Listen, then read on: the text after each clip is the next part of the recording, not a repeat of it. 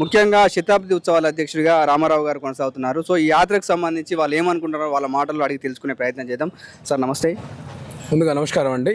Yadav vision మీడియాకి అట్లాగే అఖిల భారత అశేష యాదవ ప్రజలకు అందరూ కూడా నమస్కారం. ఈరోజు మన విజయవాడకు ఏదైతే రిజింగల కలశయాత్ర అఖిల భారత దేశవ్యాప్తంగా చేస్తున్నటువంటి 1,00,000 కిలోమీటర్ల యాత్రలో భాగంగా దాదాపుగా 30,000 కిలోమీటర్లు పూర్తి చేసుకొని ఈరోజు విజయవాడకు వచ్చినటువంటి బృందానికి ముందుగా స్వాగతం సుస్వాగతం.